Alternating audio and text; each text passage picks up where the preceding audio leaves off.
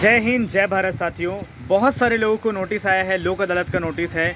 और लोक अदालत के नोटिस में बहुत सारे लोग डर जा रहे हैं। बहुत सारे लोगों को ऐसा लग रहा है ये मैंडेटरी है वहाँ चले जाना।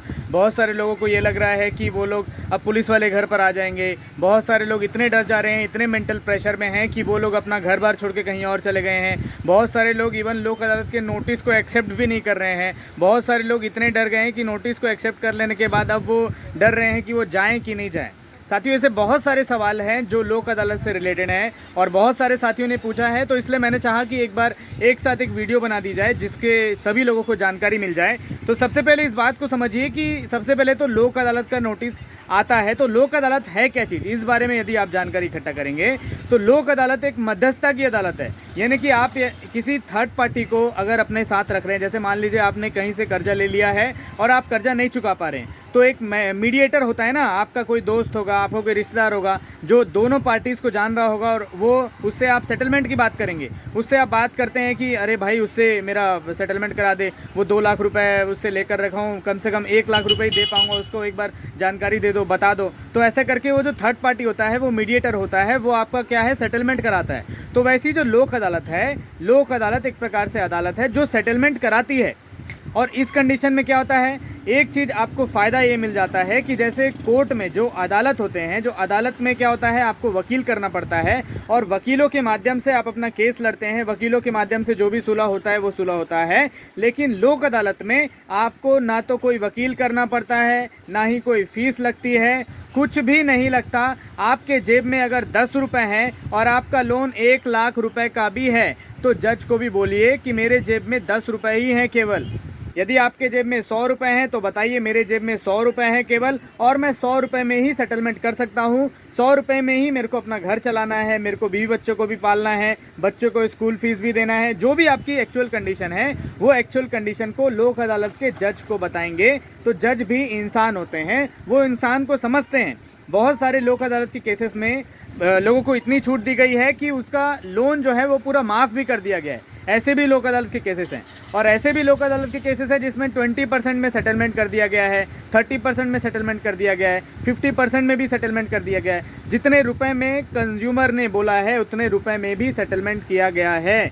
ऐसे बहुत सारे केसेस हैं। तो यदि आपको लगता है कि लोक अदालत का नोटिस आपने एक्सेप्ट कर लिया है, तो एक तो बहुत सारे लोग एक्सेप्ट ही नहीं करते हैं। साथियों, एक्सेप्ट नहीं कर रहे हैं तो ये कोई अपराध नहीं है कि आप एक्सेप्ट नहीं कर रहे हैं। कोई बात नहीं, अगर आपने एक्सेप्ट नहीं किया तो भी यदि आप जाना चाहें तो जा सकते हैं, नहीं जाना चाहें, आपके जेब में इतने भी रुपए नहीं है कि लोक अदालत के पास जा पाएँ, तो कोई ज़रूरत नहीं है। ये मैंडेटरी नहीं होती है। और ऐसा नहीं है कि रिकवरी वाले यदि बोल रहे हैं कि लोक अदालत में आना ही पड़ेगा और यही आखिरी चांस है, इसके बाद चांस नहीं मिलेगा, इसके बाद ऐसा हो जाएगा वैसा हो जाएगा, डरने घबराने की कोई ज़रूरत नहीं है। लोक अदालत का जब भी फिर से लोक अदालत लगेगी तो फिर से आपको नोटिस भेजा जाएगा, फिर से बोला जाएगा कि आकर सेटलमेंट कर लो।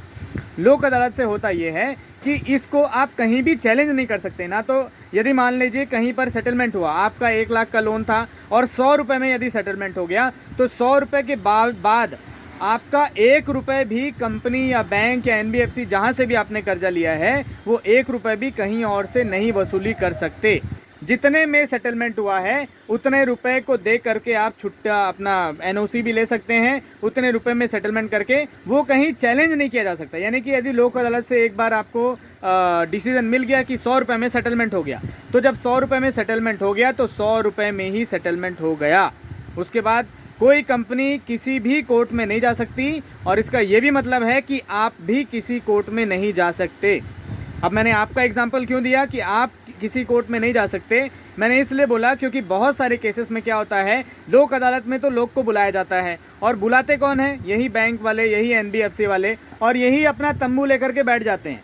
और जो तंबू में बैठे हुए जो लोग रहते हैं वो बैंक वाले रहते हैं और वो आपको बुलाते हैं और बोलेंगे कि हाँ एक काम करो, चलो आए हैं, अटेंडेंस लगा दो, यहाँ पर साइन कर दो, आए हो एक काम करो यहाँ पर साइन कर दो। आप दे पाओगे नहीं दे पाओगे ये तो दूर की बात है, आप यहाँ पर आए हो, यहाँ पर पहले साइन कर दो।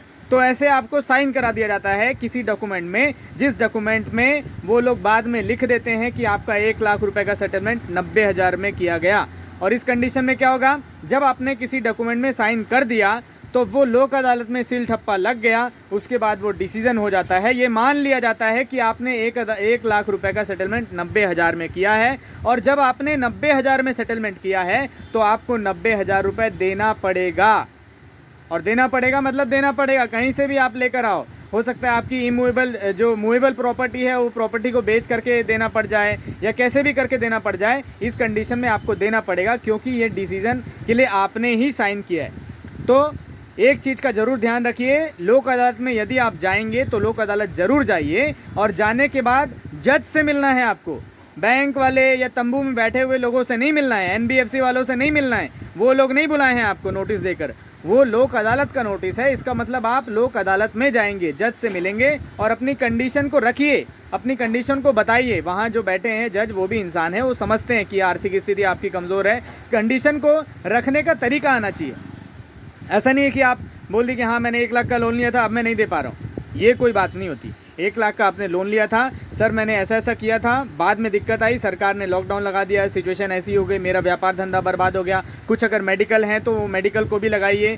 जो आपके पास डॉक्यूमेंटेड प्रूफ है वो सारे डॉक्यूमेंट लेकर जाइए और लोक अदालत के जज से मिलिए और मिल करके बात करिए, बताइए कि ये कंडीशन है और मेरे जेब में अब 100 रुपये है, केवल मैं इतना ही रुपये कमा पाया हूँ और इतना ही रुपये दे सकता हूँ। और एक चीज़ और ध्यान रखिएगा कि जब भी आप सेटलमेंट करेंगे कोशिश करिए कि 1 टाइम सेटलमेंट हो, नहीं तो क्या होगा, रेगुलर सेटलमेंट के लिए बात करेंगे ये लोग। जो तंबू में बैठे हुए जो लोग हैं वो लोग बोलेंगे कि हाँ ठीक है रेगुलर सेटलमेंट कर लो, आपके पास अभी जेब में 100 रुपये है, एक काम करो अगले महीने भी 100 रुपये दे देना, उसके अगले महीने भी 100 रुपये दे देना, ऐसा करके 500 रुपये में आपका सेटलमेंट कर दिया जाएगा, 5 महीने तक दे देना। अब ऐसे में आपको लगेगा कि हाँ ठीक है 100 रुपये में हो रहा है और अगले महीने भी मैं 100 रुपये कर दूंगा, ऐसे करते करते 5 महीने हो जाएगा। मान लो 1 महीने तक आपने दिया, दूसरे महीने दिया, तीसरे महीने दिया, चौथे महीने यदि आप भूल गए तो वो सेटलमेंट कैंसिल हो जाता है और फिर से वो लोग कोर्ट का नोटिस भेजेंगे, फिर से हो सकता है लोक अदालत का नोटिस आए, फिर से नोटिस आने लग जाए। तो ऐसी कोई भी गलती नहीं करिए। यदि आपको नोटिस आ रहा है, लोक अदालत में आप जा रहे हैं, सेटलमेंट करवा रहे हैं, तो सेटलमेंट के टाइम पे ये देख लीजिए कि 1 टाइम सेटलमेंट हो रहा है कि रेगुलर सेटलमेंट हो रहा है। 1 टाइम सेटलमेंट कराइए और जितने रुपए आपके जेब में हैं उतने रुपए में ही सेटलमेंट कराइए। ऐसा नहीं कि आप अपने राज्य के किसी साथी से मांगेंगे, किसी रिश्तेदार से मांगेंगे, पड़ोसी से मांगेंगे। साथियों, अपने जो सामाजिक रिलेशन बनाया है बचपन से लेके आज तक, उस सामाजिक रिलेशन को ख़त्म मत करिए। अपने पड़ोसी, अपने रिश्तेदार, अपने भाई बहन, चाचा ताऊ मामा, हर किसी से रिश्ता को निभाइए। पैसे के चक्कर में आके अपने रिश्ते को ख़राब मत करिए। बहुत सारे लोगों ने पैसे के चक्कर में अपने रिश्ते भी ख़राब कर लिए हैं, जिसकी वजह से जब भी आर्थिक स्थिति आपकी बहुत ज़्यादा कमज़ोर हो जाएगी, जब एकदम ही इमरजेंसी कंडीशन आ जाएगी, तो उस कंडीशन में आप अपने रिश्ते को इस्तेमाल नहीं कर पाएंगे। इसलिए बार बार बोल रहा हूँ, बार बार बता रहा हूँ, अपने रिश्तों को ठीक रखिए। यदि आपके जेब में पैसा है तो ही पैसे दीजिए, यदि नहीं है तो कोई दिक्कत नहीं है। लोक अदालत में जाना भी मैंडेटरी नहीं है। ऐसा नहीं है कि ये ज़रूरी है कि तुरंत आपको लोक अदालत जाना ही है, ऐसा नहीं है। लोक अदालत आपका मन कर रहा है जाने का, आपका सेटलमेंट का मन कर रहा है तो बेशक जाइए, जा करके सेटलमेंट करा लीजिए बस। और जो भी किसी साथी के सवाल होंगे तो बेशक इस वीडियो के कमेंट में लिखिएगा। ये वीडियो भी कैसा लगा, कोशिश करिए जितने ज़्यादा से ज़्यादा लोगों को जागरूक कर सकते हैं उतने ज़्यादा से ज़्यादा लोगों को जागरूक करिए। डरना नहीं है, घबराना नहीं है। लोक अदालत का नोटिस कोई बहुत बड़ा पहाड़ नहीं है। ऐसा नहीं है कि आपको सीने पे चाकू मार देंगे लोक अदालत जाएंगे, तो ऐसा कुछ भी नहीं होने वाला है। बहुत सारे रिकवरी एजेंट आपको परेशान करेंगे कि लोक अदालत का नोटिस आ गया, आप तो यही आखिरी मौका है। बहुत सारे बैंक वाले परेशान करेंगे, बहुत सारे NBFC वाले परेशान करेंगे। लेकिन मेरी एक बात को ध्यान में रखिए, डरना नहीं है, घबराना नहीं है। ये लोग केवल डराएंगे और डर कर ही ये लोग जीतते हैं। डर के आगे जीत है, ऐसा माउंटेन ड्यू का वो आता है ना एडवर्टाइजमेंट। तो ये लोग जानते हैं कि यदि आप डर गए तो उनकी जीत हो गई। तो आपको डरना नहीं है, घबराना नहीं है, चीज़ों को फेस करिए। ये ऐसा नहीं है कि आज आपके साथ हो रहा है, बहुत सारे लोगों के साथ हो रहा है और यही कंडीशन सभी के साथ होगा। चिंता मत करिए, आपके पड़ोसी के साथ भी ये होने वाला है, रिश्तेदारों के साथ भी ये होने वाला है। उनको भी आप गाइड कर पाएंगे जब आप इन सब चीज़ों से निकल पाएंगे। चलिए अभी के लिए इतना ही। जय हिंद, जय भारत।